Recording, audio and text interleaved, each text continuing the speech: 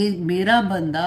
जिन जिन बातों से, जिन जिन इबादतों से मेरा कुर्ब हासिल करता है, कोई इबादत मुझे उससे ज़्यादा पसंद नहीं जो मैंने उस पर फ़र्ज़ की हैं। और फ़र्ज़ क्या है? फ़र्ज़ नमाज है, फॉर एग्ज़ाम्पल रोज़ा है, ज़कात है, हज है, जो भी सारी की सारी फ़र्ज़ इबादत जो है अल्लाह सुब्हानहू तआला फरमाते हैं मुझे उससे ज़्यादा कोई चीज़ पसंद नहीं है, ठीक है, जो मैंने उस पर फ़र्ज़ की है। और मेरा बंदा फ़र्ज़ अदा करने के बाद नफल इबादतें करके मेरे इतने करीब हो जाता है। अब नफली इबादत में आप ये देखिए, ज़रूरी नहीं कि आपने मतलब जैसे आपने 10 नफल पढ़ लिए, 20 नफल पढ़ लिए, वो आपकी पूरी ज़िंदगी में आप जो भी नेकी का काम करते हैं ना, आपकी नीयत होती है, आप अल्लाह सुब्हानहू तआला के अहकामात के मुताबिक अपनी ज़िंदगी गुजारने की कोशिश करते हैं, तो आपकी वो सारी की सारी नफली इबादत हो जाती है ना। आप किसी की मदद करते हैं, किसी को सदका देते हैं, कोई भी नेकी का काम आप करते हैं तो आपकी नफली इबादत हो जाती है। तो अल्लाह सुब्हानहू तआला फरमाते हैं कि जब मेरा बंदा फ़र्ज़ अदा करने के बाद वो नफली इबादत करता है ना, तो वो मेरे इतने करीब हो जाता है कि मैं उससे मोहब्बत करने लगता हूँ। हम कितनी दुआ मांगते हैं, अल्लाहुम्मा इन्नी असअलुका हुब्बका व हुब्बा मन युहिब्बुका व हुब्बा मन युक़र्रिबुनी इला हुब्बिक। तो अल्लाह सुब्हानहू तआला ने तो तरीका बता दिया ना कि फिर अल्लाह सुब्हानहू तआला फरमाते हैं कि मैं उससे मोहब्बत करने लगता हूँ। और जब मैं उससे मोहब्बत करने लगता हूँ तो मैं उसका कान बन जाता हूँ जिससे वो सुनता है, मैं उसकी आंख बन जाता हूँ जिससे वो देखता है, मैं उसका हाथ बन जाता हूँ जिससे वो पकड़ता है, मैं उसका पाँव बन जाता हूँ, अल्लाह अकबर, जिससे वो चलता है। और फिर अगर वो मुझसे मांगता है तो मैं उसको अता करता हूँ। अगर वो किसी दुश्मन से मेरी पनाह में मेरी मदद तलब करता है तो मैं उसे उससे महफूज रखता हूँ। और मुझे किसी काम में इतना तरद्दुद नहीं होता। अल्लाह सुब्हानहू तआला फरमा रहे हैं कि मुझे किसी काम में इतना तरद्दुद नहीं, कि मुझे कोई काम इतना करना अच्छा नहीं लगता। जैसे हम कहते हैं ना, तरद्दुद नहीं होता जितना कि मुझे अपने मोमिन बंदे की जान निकालते हुए होता है। अल्लाह अकबर। क्यों? क्योंकि वो जो बंदा होता है ना, वो उसको ये नहीं कि उसको मौत पसंद नहीं है, इसलिए कि वो मौत की सख्ती उसको मुश्किल लगती है। तो अल्लाह सुब्हानहू तआला फरमाते हैं कि मुझे इतनी सी तकलीफ देते हुए भी अच्छा नहीं लगता। और देखिए, ये जो कहा है ना, मैं उसके कान बन जाता हूँ, आँख बन जाता हूँ, तो ये एक टेस्ट है जो आपने करना है कि क्या मेरा अल्लाह सुब्हानहू तआला मुझसे मोहब्बत करते हैं कि नहीं करते। अल्लाह सुब्हानहू तआला, अब मैं उस लेवल पे आई हूँ कि नहीं आई हूँ। क्योंकि आंख बन जाने का मतलब है कि बंदा वो चीज़ देख ही नहीं सकता, कोई गुनाह वाली चीज़ नहीं देख सकता जो अल्लाह को पसंद नहीं। तो अगर आप नहीं देखते ना, कई दफ़ा होता है कि आगे भी आ जाती है तो एकदम से आप गुजार देते हो, और ना सिर्फ गुजारते, आपके दिल में से वो निकलता है कि ओह माय गॉड, नहीं, आई डोंट वांट टू सी। अगर आपका सबसे बड़ी बात है, आपके पाँव ऐसी जगह पे नहीं जाते जहाँ पे अल्लाह की नाफरमानी हो रही है। और अगर आप अभी भी जा रहे हैं ना ऐसी जगह पे, तो फिर सोचे ना कि अभी मेरा वो लेवल तो नहीं आया कि मैं तो वो अभी कर रही हूँ। मैं कितनी दफ़ा आपको ये एक बात बताती हूँ, थोड़ी मुश्किल लगती है लोगों को, कि जैसे मेहंदियों पे जाना, ऐसी मेहंदी देखिए जहाँ पे औरतें इकट्ठी होती है ना, सारे मिलके खुशियाँ मना रहे होते हैं, ढोलकी बजाते हैं या कुछ भी जो भी उस तरह के वो सॉन्ग्स उनके होते हैं जो खुशी के होते हैं वो करते हैं। उसमें कोई गुनाह नहीं है, उसमें बल्कि इनकरेज करते हैं, क्योंकि रसूल अल्लाह की हदीस भी है। लेकिन जहाँ पे गैर महरम के साथ मिलके, जैसे मर्द और औरतें इकट्ठे होके, आजकल तो मेहंदियाँ शादियाँ ऐसी हो गई हैं कि औरत दूल्हा दुल्हन भी एंटर होते हैं तो सबसे पहले दूल्हा दुल्हन का डांस होता है, फिर उनके माँ बाप के डांस होते हैं, फिर ये सारा कुछ होता है। तो ये सारी खराफात जो होती हैं, आप सोचिए कि फिर आप उस लेवल पे भी नहीं हैं। हमें ये टेस्ट अल्लाह सुब्हानहू तआला ने ही दिए हैं कि आप देखें कि वो बंदा ऐसी जगह पे जा ही नहीं सकता, और अगर हम जा रहे हैं तो फिर अभी हमें और कोशिश करनी है, बस। ठीक है ना, इतनी सी बात है, वो कोई बात ऐसी नहीं सुन सकता। کوئی ایسی بات جو اللہ کے احکامات کے خلاف ہے تو وہ پھر اگر ابھی بھی سن رہے ہیں، ابھی بھی ہماری بھی ہمت نہیں ہو رہی کہ ہم کہہ سکیں کہ بھئی میرے سامنے چغلی نہ لگاؤ، مجھے کیوں گناہ گار کر رہے ہو، یا پھر آپ اس جگہ سے اٹھ جاتے ہیں اور آپ کو اچھا نہیں لگتا کہ ایسی بات ہو رہی ہے، تو پھر بھی سوچنے کی بات ہے۔ تو یہ بہت پیاری حدیث تھی اور اس میں اتنے زیادہ سبق ہے کہ پھر دل چاہتا ہے کہ اللہ اکبر، اللہ سبحانہ تعالیٰ اگر میرے پاس وہ فیلنگ ہے فار ایگزامپل، تو پھر اتنی خوشی ہوتی ہے کہ آئی تھنک گمان اچھا کرنا چاہیے نا اللہ سبحانہ تعالیٰ سے کہ میں اللہ کی فیورٹ تو ہو گئی ہوں نا، کیونکہ مجھے یہ چیزیں اب پسند نہیں ہیں اور میں کرتی بھی نہیں ہوں۔ تو یہ ایک ٹیسٹ تھا جو اللہ سبحانہ تعالیٰ نے رسول اللہ صلی اللہ علیہ وسلم نے بیسیکلی ہمیں بتایا۔ اللہ سبحانہ تعالیٰ ہمیں سب کو اس میں کامیاب کرے، آمین ثم آمین۔ تو اب ہم آتے ہیں جی اپنی ریگولر کلاس کی طرف۔ سورۃ بنی اسرائیل ہم کر رہے تھے اور آج ہم انشاءاللہ آیہ نمبر 15 کریں گے، اور ہم نے لاسٹ ٹائم بہت پیاری سورہ، آنیسٹلی اتنی خوبصورت، آگے میں کو نوٹس تیار کر رہی تھی تو میں کہتی کہ اتنے بڑے بڑے لیسنز ہیں۔ وہی کہتے ہیں نا کہ اگر ایک آیا کہ بھی سمجھ آ گئی تو زندگی پار ہو جائے گی، بالکل وہی بات ہے۔ ہم آیہ نمبر 13 اور 14 میں یہ پڑھ کے آئے ہیں کہ اللہ سبحانہ تعالیٰ نے فرمایا کہ قیامت کے دن جو ہمارے نامہ اعمال ہیں، یہ کرامن کاتبین ہیں نا جو لکھ رہے ہیں، تو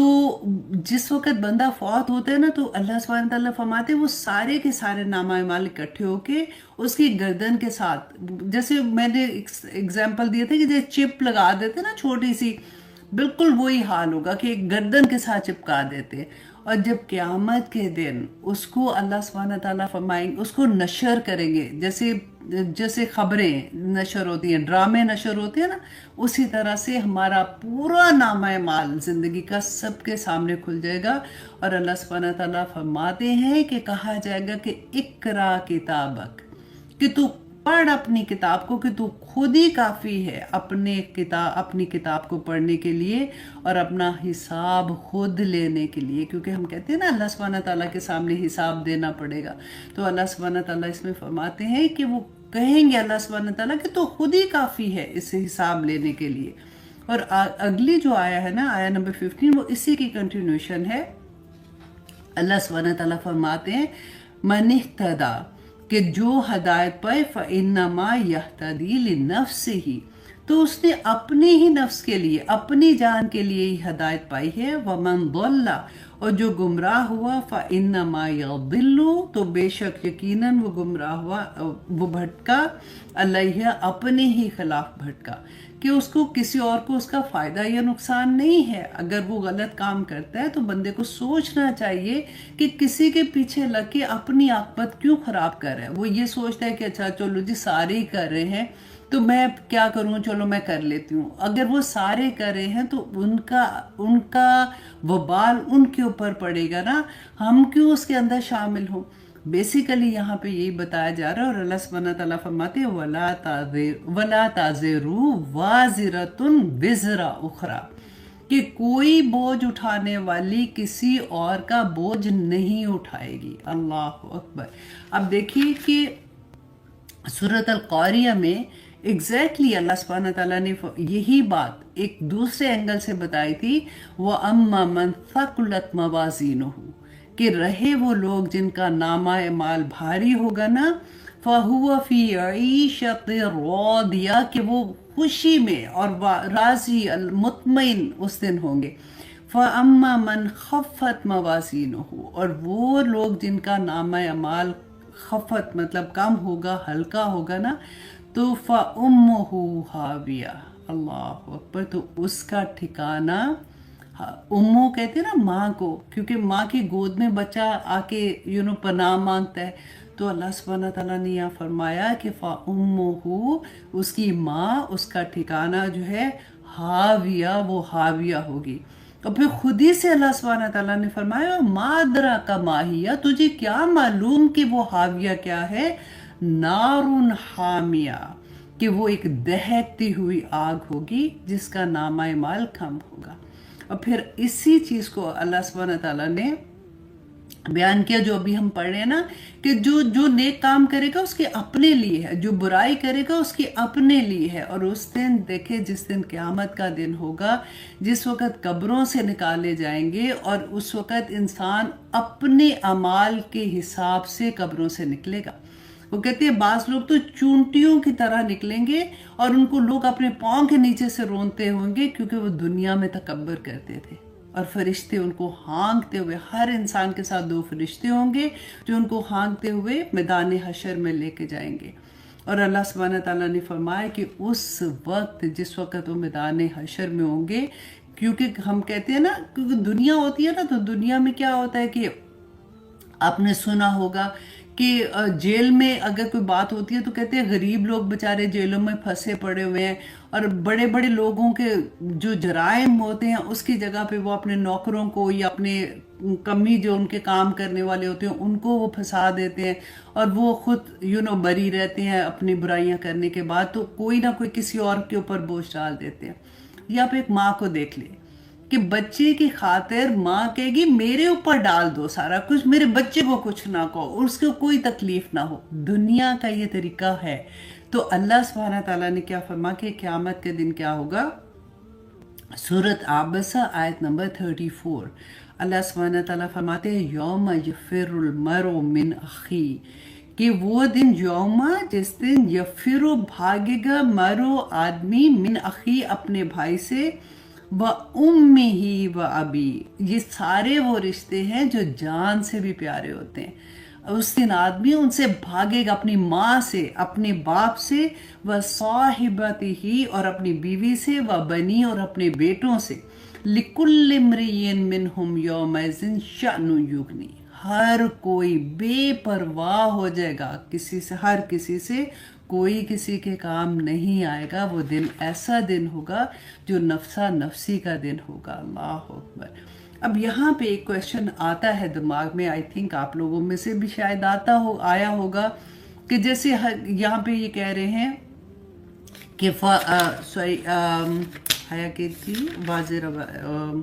وَلَا تَزِرُ وَازِرَةٌ وِزْرَ أُخْرَى، کہ کوئی کسی کا بوجھ نہیں اٹھائے گا، جس نے نیکی کی ہوگی اس کی نیکی اسی کے لیے ہے، جس نے برائی کی اس کی برائی اسی کے لیے۔ تو لیکن پھر وہ کیا ہے جو ہم نے پڑھا تھا کہ آدم علیہ السلام کے جو بیٹے تھے حابیل و قابیل کا جو قتل کے بارے میں پڑھا تھا کہ جب تک دنیا میں قتل ہوتا رہے گا اس کا ایک گناہ اس کو ملتا رہے گا۔ اسی طرح سے ہم نے فرعون کے بارے میں پڑھا تھا۔ اور دوسری طرف نیکی کے لیے ہم نے یہ بھی پڑھا، ہم نے یہ جانا کہ جو والدین اولاد ہوتی ہے وہ والدین کے لیے صدقہ جاریہ ہوتی ہے، جو ٹیچر ہوتے ہیں جو اپنے اسٹوڈنٹ کو اللہ سبحانہ تعالیٰ سے ملانے کا کام کر رہے ہوتے ہیں، تعلیم دیتے ہیں ان کو، تو ان کے اسٹوڈنٹ ان کے لیے صدقہ جاریہ ہوتے ہیں۔ تو لیکن یہاں تو کہا جا رہا ہے کہ نہیں، کسی کو کوئی فائدہ نہیں ہوگا، ہر کوئی اپنا بوجھ اٹھائے گا۔